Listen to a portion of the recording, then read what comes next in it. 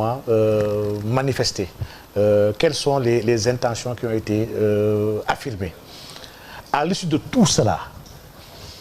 peut-être mun naam ñenn nañ jàpp ni kii day def gisaane mais toutes les tendances en ai fait 4 à 5 yoo xam ne ñoom laa combiné je les ai agrégés pour am benn modèle bu gën a dëgër modèle yëpp ça donne Diomaye vainqueur des élections au premier tour tous les modèles et li may wax nii gouvernement bi en face xam nañ la lay wax ñoom parce que ils ont fait ces mêmes travaux là il y a des discours sax du camp du pouvoir yoo xam ne commencé nañ jéem a distiller naan non deuxième tour moom foog mu am par force dafay am parce que ñoom voilà ñoom si tàppaleeg lëbëj dañ ko yaakaar même deuxième tour bu amoon les ralliements ak la force des choses feront que et l'expérience même politique des partis au pouvoir yoo xam ne ñoo dem deuxième tour chaque fois la ñuy perdre mais aujourd'hui la tendance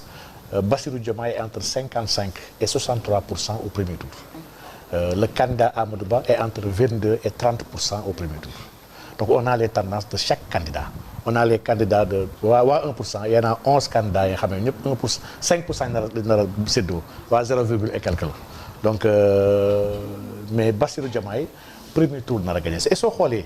même le réel politique dangay xool aujourd'hui xool ku mel ni Ablaye Wade waa PDS ñëpp xam nañ ni ils voulaient pas d'élection sans Karim ils ont tout fait sax pour saboter les élections bu ñu ñëwee rallier avant deuxième tour parce que ñoo bëggoon toog ñoom ba deuxième tour di soog a ñëw rallier mais ils ont des tendances leen war ni deuxième tour du am moo tax ils ont voulu rallier dès à présent. mais bu ñu la topp est-ce que cette élection ne serait pas un référendum pratiquement c'est-à-dire une bipolarisation c'est le mot sax. est-ce que ce n'est pas un référendum. man ci gox-goxaan yu gën a sori yi gars yi ils sont en train de vouloir sanctionner le régime en place référendum la et si bëri si ñoom bokkuñu Pastef xamuñu sax Pastef mais dañoo taxaw dañoo am métit déjà parce que y a une communication qui a été très bien faite par le Pastef sur la personne de Sonko sénégalais xam nga ni bëgguñu dañoo mën a sot bëgguñu kuy néewal doole nit injustice bi Sonko ak Diomaye subir dafa revaloriser les intentions de vote à leur encontre à telle enseigne que au-delà de l'électorat ak des soutiens yoo xam ne des ralliements yu ñu am dafa am benn genre engouement populaire bi nga xam ne contre l'injustice bi nga xam ne dañoo nar a prêter main forte à la coalition Diomaye président et ñii ñëpp ils vont voter pour sanctionner le régime en place. mais professeur Diomaye il draine des foules il draine du monde mais est-ce que tey tout ce monde mën nañ ko conjuguer en électorat solide c'est-à-dire est-ce que toute cette jeunesse tey nga dem à Mbour par exemple li ñu retiré ci carte électeur yi mu xaw a des est-ce que tey ban discours la ñu war a tenir pour ndaw yooyu pour ñu participer effectivement dans le vote parce que ñun suñu yaay ngay gis ci bureau de vote yi 8 heures le matin ak suñu papa yi dama gis paa yeeg maire yi ñoo gën a bëgg a Diomaye xale yi xam nga paa yeeg maire yi ñoom tam ñoom une perception d'un homme politique naka la war a mel man j'ai réalisé des sondages sur des personnes du deuxième du troisième âge yi xam ne certains te disent que man Sonko ñemewuma ko ndax discours am ni muy waxee man du ma ko voter waaye Diomaye dinaa ko voter lii c'est extraordinaire maanaam Diomaye polarise tous les sonkoïstes yoo xam ne convaincus mais tamit il polarise d'autres personnes yoo xam ne mun na am bu Sonko nekkoon candidat duñu ko voter ñoom et ils vont voter Diomaye donc pour dire que paa yeeg maire yu supporté Diomaye ñoo ëpp que xale yi nekk si biti quant à 4 électeurs yoo xam ne qui sont en souffrance dans les préfectures les sous-préfectures moi je trouve que non chiffre bi il est négligeable maanaam quand presque 200 et quelques millions ñoo fa des yenn ils ont été retirés. mais professeur dans une élection aussi au-delà des cartes non retirées les indécis aussi peuvent faire la différence parce que oui, si on voit on a 8 millions quasiment d'électeurs mais bu ñu calculer liy voté du egg daanaka 3 millions wala 4 millions donc tey taux de participation boobu indécis yooyu est-ce que loolu tamit nekkul benn gap chaque élection na lay demee chaque élection le taux de participation lu dépasser 60% yi il y en a yëpp 30% yoo xam ne ils vont pas voter et donc loolu c'est une réalité au contraire ren bi loolu dina am changement parce que ñun on avait beaucoup de gens yoo xam ne ñun ñoo nekkoon suñu cible ñun maanaam ñun on a travaillé sur un électorat bi nga xam ne ñooñu du ñu voté lu si bëri c'est des gens des daara parce que man c'est le mouvement religieux beaucoup plus ñi islamistes yi comme man parce que man islamiste la ñi gëm l'islam gëm projet islam ñu si bëri si ñoom du ñu voté dañoo gëmoon ni voté amul njëriñ ñoom ñëpp a yem politiciens yi ñëpp gëmuñu yàlla bëgguñu fi teewal yàlla du leen voté la ñun on a fait un travail à ce sens-là pour faire voter ces gens-là nga xam ne qui n'ont jamais voté parce que les abstentions à chaque élection ñooy gagné soo xoolee ñaata nit ñoo bañ a voté par rapport ak ñaata nit a voté da ngay xool en Macky Sall en 2012 dañuy wax naan c'est le président le mieux élu avec 65%. mais 65% Macky Sall c'était moins de 2 millions de Sénégalais mais 2 millions de Sénégalais ça pèse rien sur une population de presque 15 millions de personnes yi nga xam ne tu n'as même pas 10% parce que 1 million 600 la woon sax en réalité tu n'as même pas 10% de la population ñoo la voté et on parle de mieux élu donc c'est dire rek que année boobu ñu xam ne c'est le président le mieux élu il y avait plus de la moitié de la population yoo xam ne voté wuñu donc à chaque élection le taux de participation day wàcc waaye nag am na ñenn ñi nga xam ne ils sont déjà convaincus su leen yeewoon léegi 3 heures du matin leen jug leen xam nañ déjà que ñuy voter ils sont pas indécis et foofu moo nar a nekk moo nar a def différence aujourd'hui observateurs yi maa ngi koy wax démb maa ngi wax naan les États-Unis ak l'Union européenne dañuy liggéey sur des sondages fii chaque élection di xool kan mooy favori aujourd'hui boo xoolee landerneau bi sax nga gis ni le favori est clair le favori s'appelle Bassirou Diomaye Faye ndaxte le candidat du pouvoir Amadou Ba sax bu génnee bëgg attaquer sànni xeer Diomaye lay attaquer sànni xeer les autres opposants au lieu ñu attaquer Amadou Ba ay Anta Babacar ñoom Anta Cuuc ñu attaquer le candidat du pouvoir ñoom ñëpp Bassirou Diomaye ñuy attaquer donc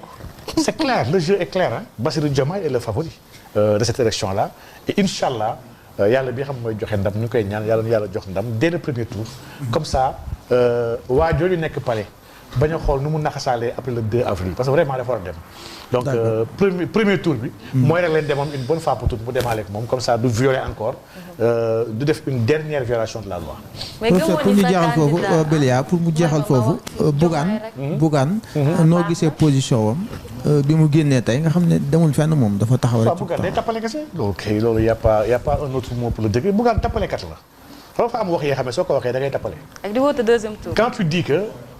tu es un candidat anti-système Bougane loolu la woote di ko jaay Sénégalais yi un candidat anti-système c'est quelqu'un bi nga xam ne dans tous les cas bu conscient wee yàq-yàq yi nga xam ne système bi def na ko fi kooku mënul neutre pour faire partie du système là loolu jox sax le vote utile dans les grandes démocraties donc Bougane moom ku nekk mën na neutre sauf lui bi nga xam ne dafay woote anti-système quand il dit que non waa lii camp wu France ak nangam waaye lii camp wu Qatar ak nangam la damay toog jàpp sama njàmm. donc vous trouvez que c'est pas cohérent ci démarche am bu fekkee ni boobu ba léegi dafa réclamer anticiper am ne opposition radicale la. Bougane dañu ko woo kaso depuis la prison dañu ko woo. pour xool comment lui parler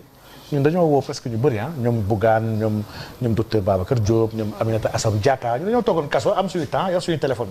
di xool ñëpp leader yëpp yi nga xam ne war na leen woo pour ñu rejoindre notre coalition.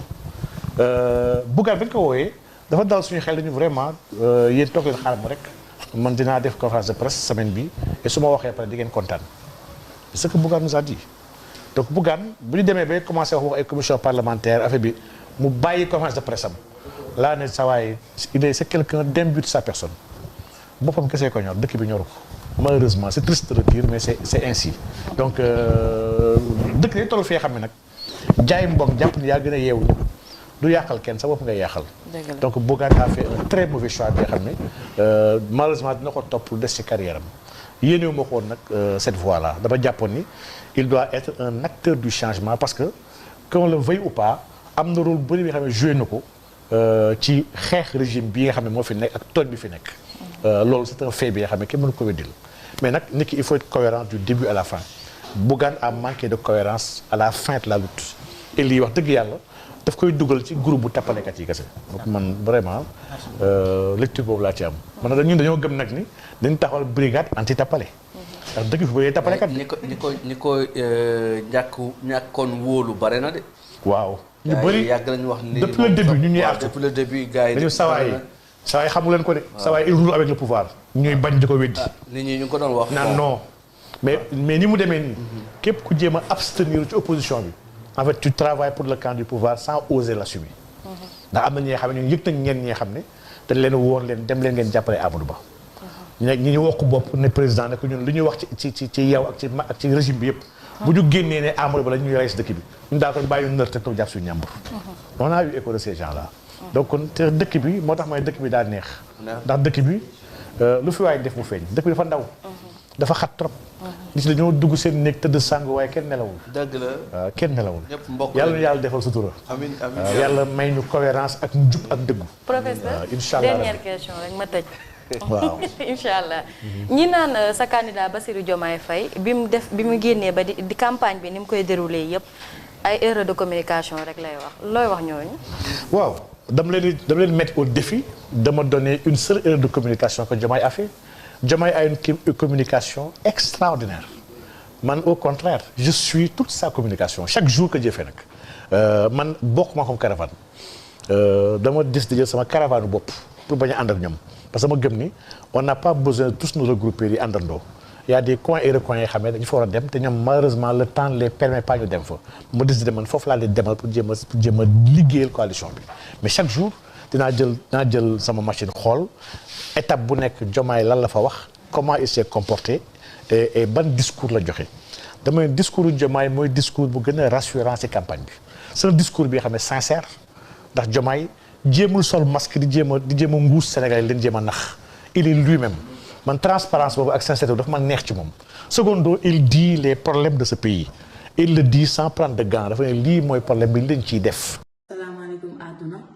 man la Elisa Marie Audrey Diatta ñu gën ma xamee ci le nom de Di Freezy donc tey dama defoon vidéo bi pour di leen baalu ak ci tenue bi nga xamante ne moom laa soloon ci fête de la musique sur la RTS rafetlu wu ma ko sama entourage rafetlu wuñu ko donc tey Mame Mactar daf ma wóoloon bu ONG Jamra ma dem këram mu waxtaan ak man xelal ma dalal ma conseiller ma mu nekk nit ku baax ma def vidéo bi nag di ñaan kilifa diine yi ak association yi ak képp kuy mag ak ndaw gis affaire yére bi maa ngi lay jéggalu bu baax a baax parce que xale laa dama topp sama bakkan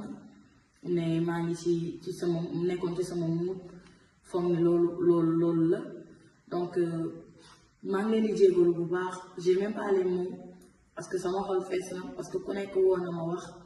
vraiment di leen jéggalu bu baax di leen wax ni nag hip hop nekkul loo xamante ni lu yaakaate la hip hop ça éduque donc du sama image boobu noonu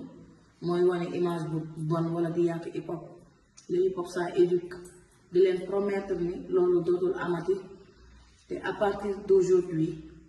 lépp luy xeetu lu bon yére bu bon